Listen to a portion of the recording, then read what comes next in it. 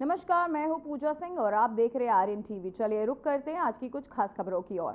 तो वहीं 27 फरवरी को प्रधानमंत्री नरेंद्र मोदी उत्तराखंड के मुखवा क्षेत्र का दौरा करेंगे, जहां वे मां गंगा के दर्शन करेंगे। इस दौरे से पहले मुख्यमंत्री पुष्कर सिंह धामी ने तैयारियों का जायजा लेने के लिए हर्षिल पहुंचकर निरीक्षण किया। प्रधानमंत्री मोदी के इस दौरे को लेकर राज्य सरकार और स्थानीय प्रशासन ने तैयारियों को अंतिम रूप देना शुरू कर दिया है।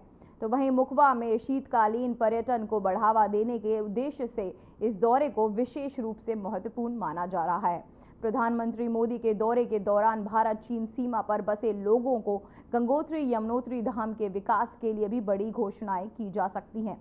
इसके अलावा मुखबा में स्थानीय उत्पादों और परंपराओं से संबंधित एक प्रदर्शनी का आयोजन भी किया जा सकता है, ताकि यहाँ की सांस्कृतिक धरोहर को प्रदर्शित किया जा सके।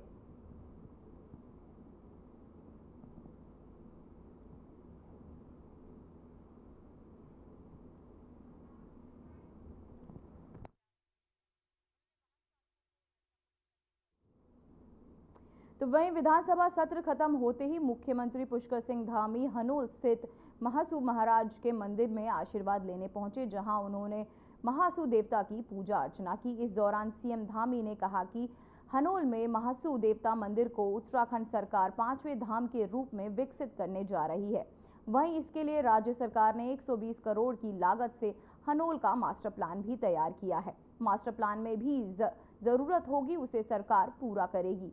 वहीं इससे पहले सीएम धामी ने त्योणी में मुख्य सेवक संवाद आपके द्वार कार्यक्रम में शिरकत की है। वहीं साथ ही बता दें कि आज सीएम धामी चक्राता विधानसभा के त्योणी दौरे पर हैं, जहां उन्होंने त्योणी में आयोजित कार्यक्रम मुख्य सेवक संवाद आपके द्वार में हिस्सा लिया।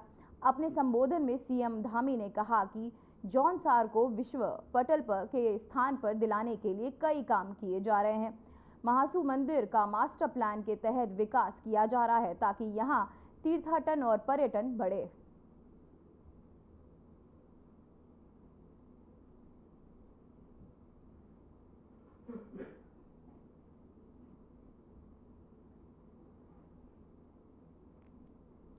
तो वहीं सीएम पुष्कर धामी 2 दिवसीय जौनसार बाबर दौरे पर रहे। सीएम ने हनोल में सुबह भ्रमण किया। इस दौरान सीएम धामी ने स्थानीय लोगों से मुलाकात कर सरकार के तहत चलाई गई विभिन्न योजनाओं का फीडबैक लिया। इस दौरान स्कूल जा रही छात्राओं से मिलकर एग्जाम्स के लिए शुभकामनाएं दी। साथ ही इस अवसर पर अधिकारियों के साथ महासू देवता मंदिर क्षेत्र के पूर्ण विकास के मास्टर प्लान पर विस्तार से चर्चा भी की और साथ ही आपको बताते चले कि कार्यों में तेजी लाने के निर्देश भी उन्होंने दिए हैं। तो सरकार की आपको बताते चले सीएम धामी ने जौनसार बाबर दौरे पर हैं, जहां उन्होंने कई योजनाओं पर बात की। साथ ही स्थानीय लोगों से भी उन्होंने मुलाकात की है। सरकार की योजनाओं पर उन्होंने फीडबैक लिया। साथ ही सीएम धामी आपको बताते चले कि इस वक्त जौनसार बाबर दौरे पर, जहां वो स्थानीय लोगों से मुलाकात कर वहां आपको बताते चले कि साथ ही सरकारी लोगों से योजनाओं पर उनसे फीडबैक भी लिया है। सीएम धामी जौनसार बाबर दौरे पर और साथ ही वहां के लोगों स्थानीय लोगों से उन्होंने मुलाकात की।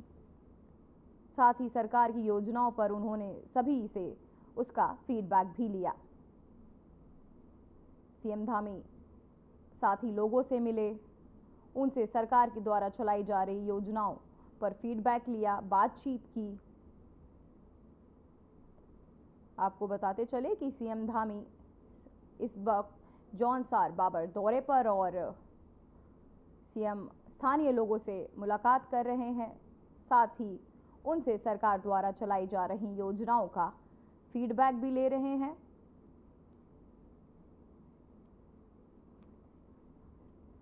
सीएम धामी का जौनसार दौरा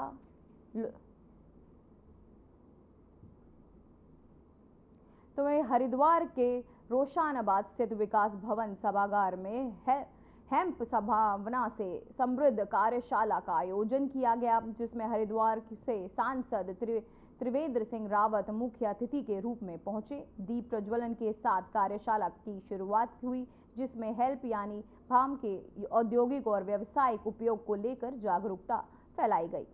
विशेषज्ञों की बता दें कि हेल्प में कागज, बोर्ड, ईंट, फाइबर, इत्र, फर्नीचर, कॉस्मेटिक, कपड़ा और तेल जैसे कई उत्पाद तैयार किए जा सकते हैं जो पर्यावरण के अनुकूल और टिकाऊ हैं। कार्यशाला में सांसद त्रिवेंद्र सिंह रावत ने कहा कि हिम से बनने वाले बिल्डिंग मटेरियल्स राज्य के लिए नई दिशा खोल सकता है और इससे किसानों को भी आर्थिक मजबूती मिलेगी।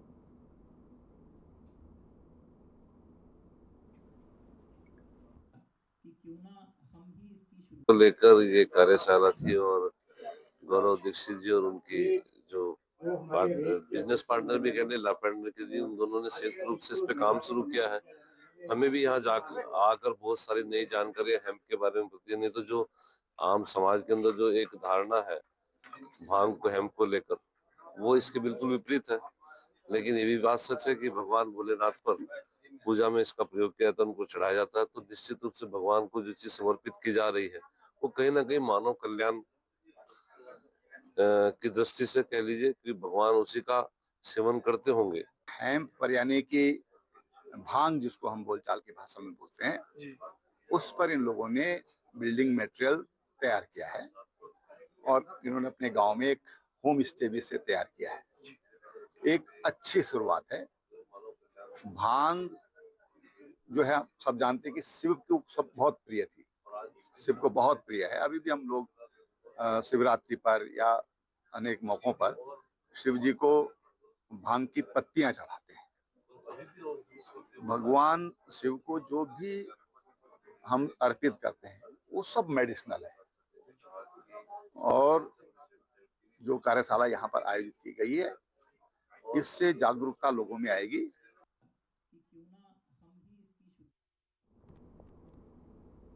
तो वहीं उत्तराखंड के प्रसिद्ध केदारनाथ मंदिर की आय में पिछले 4 सालों में अभूतपूर्व बढ़ोतरी देखने को मिली है। 2020-21 में दान, चढ़ावे और विभिन्न सेवाओं से होने वाली आय 22.4 करोड़ रुपए थी, जो कि 2023-24 में बढ़कर 52.9 करोड़ रुपए तक पहुंच गई है। इस बढ़ोतरी को 2.3 गुना बताया जा रहा है, जो दर्शाता है कि मंदिर के प्रति श्रद्धा और विश्वास में लगातार वृद्धि हो रही है। हालांकि कोविड-19 महामारी और उससे जुड़े प्रतिबंधों के कारण 2021-22 में मंदिर की आय घटकर 16.92 करोड़ रुपए रह गई थी। फिर भी जैसे जैसे स्थिति सामान्य हुई और श्रद्धालुओं की संख्या में बढ़ोतरी हुई और मंदिर की आय में भी एक जबरदस्त उछाल आया है।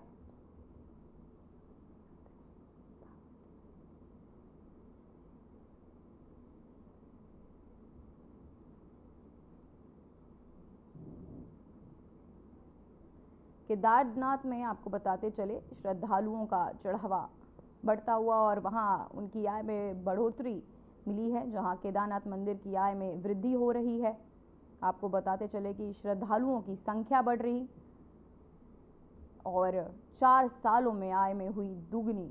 तो आपको बताते चले 4 सालों में केदारनाथ में हुए चढ़ावे की आय दुगनी हो चुकी है।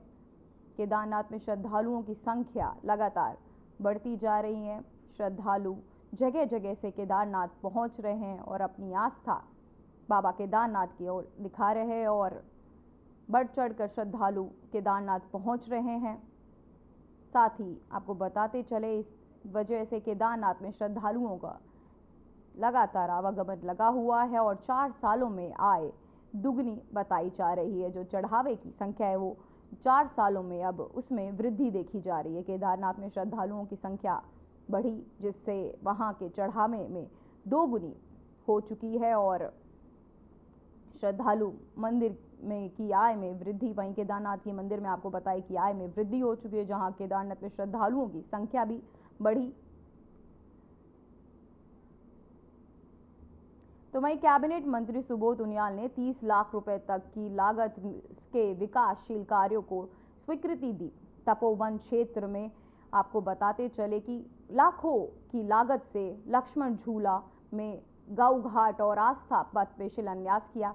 इस विकास कार्य में अंतर्गत सच्चा धाम घाट पर 300 मीटर का आस्था पथ और श्रद्धालुओं को स्नान करने के लिए पटाखा घाट और कपड़े बदलने के लिए चेंजिंग रूम का निर्माण किया जाएगा। विकास कार्यों के शिलान्यास के लिए कार्यक्रम का आयोजन किया गया, जिसमें कैबिनेट मंत्री सुबोध उनियाल, नगर पंचायत अध्यक्ष विनीत भिष्ट मुख्य अतिथि के रूप में शामिल हुए। दोनों अतिथियों ने शिलान्यास के बाद जनता को संबोधित किया। उन्होंने कहा कि क्षेत्रों के विकास के लिए जो भी कार्य संभव होंगे वे किए जाएंगे।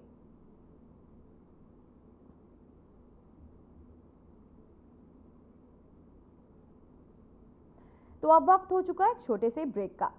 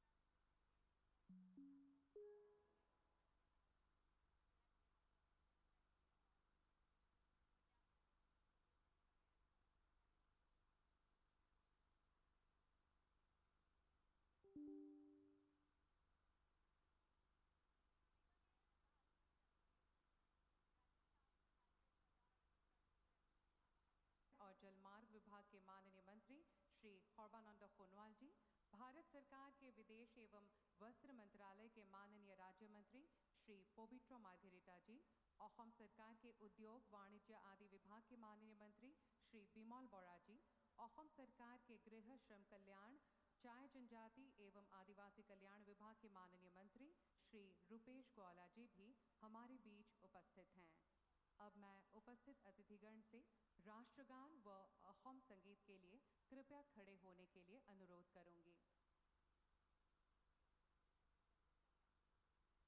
जनगण मन अधिनायक जय हे भारत भाग्य विधाता, पंजाब सिंध गुजरात मराठा द्राविड़ उत्कल बंगा, विंध्य हिमाचल यमुना गंगा उच्चल जलधि तरंगा, तब शुभ नामे जागे, तब शुभ आशीष मांगे, गाहे तब जय गाथा, जनगण मंगलदायक जय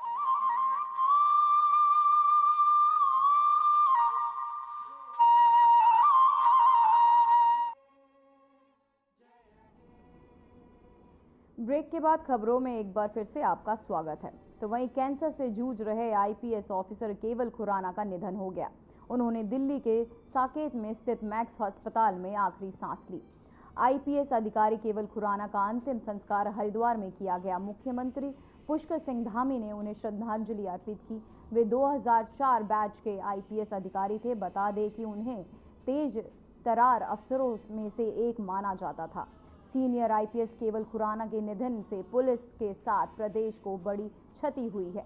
वह हरिद्वार और देहरादून के भी एसएसपी रह चुके थे। उन्होंने देहरादून की ट्रैफिक व्यवस्था में काफी सुधार किया। इसके अलावा अपराध नियंत्रण में भी उनकी विशेष भूमिका रही।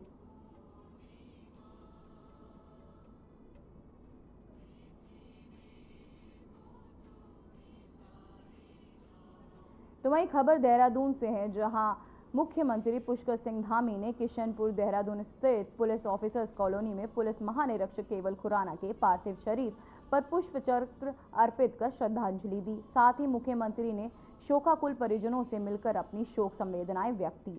आपको बता दें कि मुख्यमंत्री ने दिव्यांगत आत्मा की शांति और शोकाकुल परिजनों को धैर्य प्रदान करने की ईश्वर से कामना की है।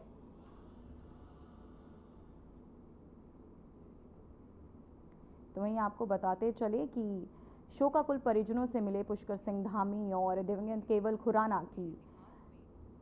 खुराना के निधन पर उन्होंने शोक व्यक्त किया, उन्हें पुष्प चक्र चढ़ाया और अपनी संवेदनाएं व्यक्त की। बीजेपी की वरिष्ठ नेत्री रशिम चौधरी 8 मार्च को अंतर्राष्ट्रीय महिला दिवस के अवसर पर एक भव्य सम्मान समारोह का आयोजन करने जा रही हैं, जिसकी तैयारियां जोरों शोरों से शुरू हो गई हैं। रशिम चौधरी ने बताया कि इस समारोह में समाज के विभिन्न क्षेत्रों से उत्कृष्ट कार्य करने वाली 150 महिलाओं को सम्मानित किया जाएगा। उन्होंने कहा कि ये कार्यक्रम महिलाओं के योगदान को पहचानने और उन्हें प्रोत्साहित करने के उद्देश्य से आयोजित किया जा रहा है।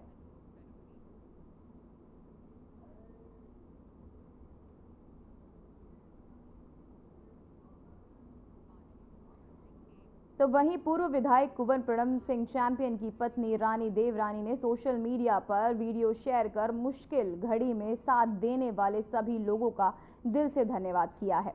बता दें कि वो अपने बेटे राजकुमार दिव्य प्रताप सिंह के साथ बाबा फकीर दास आश्रम पहुंची, जहां उन्होंने सतगुरु बाबा फकीर दास के तपोभूमि ऐतिहासिक पावन ग्राम मिर्गपुर स्थित सिद्ध स्थल कुटी पर माथा टेका। इस दौरान रानी देवरानी ने कहा कि गुर्जर समाज और 36 बिरादरी ने कठिन समय में साथ दिया, उसके लिए मैं तहे दिल से आभार व्यक्त करती हूं।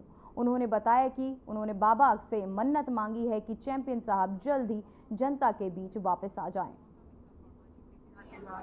गुर्जर समाज और हमारी सम्मानित 36 कौम, आज हम आपकी प्राचीन लंढौरा रियासत से संदेश लेकर आए हैं। यहाँ पर मैं पहली बार यहाँ आई हूँ और मैंने बाबा के दरबार में माथा टेका है और मैं यहाँ मन्नत मांगने आई हूँ कि जल्दी से जल्दी कुंवर साहब आप लोगों के बीच में आए और जो आदमी खराब तरीके से उनको फंसाने की कोशिश कर रहा है, ईश्वर से मैं कहूँगी कि उसको भी जो वो कर रहा है उसको नतीजा मिले।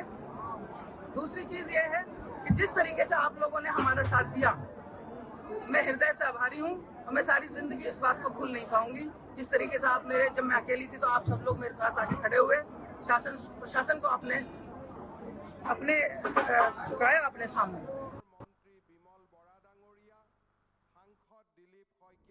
तो वहीं उत्तराखंड की तीर्थ नगरी ऋषिकेश में गालीबाज कांग्रेस विधायकों के खिलाफ लोगों का गुस्सा भड़क उठा है।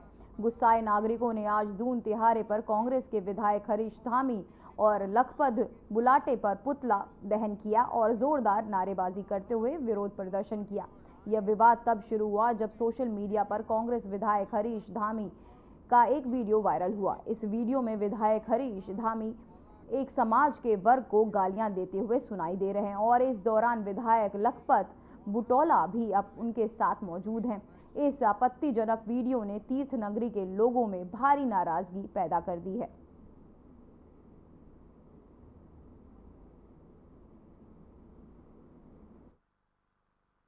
हमने आज यहाँ पर देहरादून तिराहे पर ऋषिकेश में पुतला दहन करा है और बिल्कुल जैसे विरोध प्रदर्शन करते हैं वैसे कराया। हमने पुतला जलाया, पुतला दहन करा और अपना विरोध दर्ज करा। ना हमने पुतले को गाली दी, ना हमने पुतले में जूते मारे।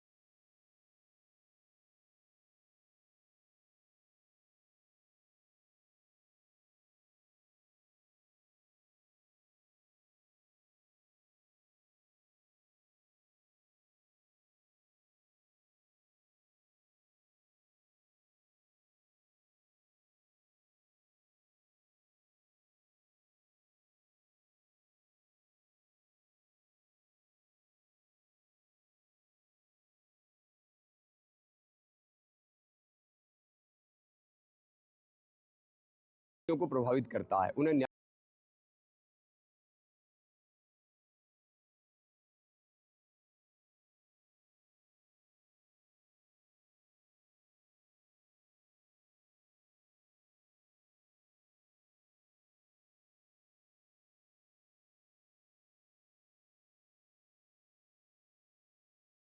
कोई प्रॉपर्टी डीलर अगर बैठ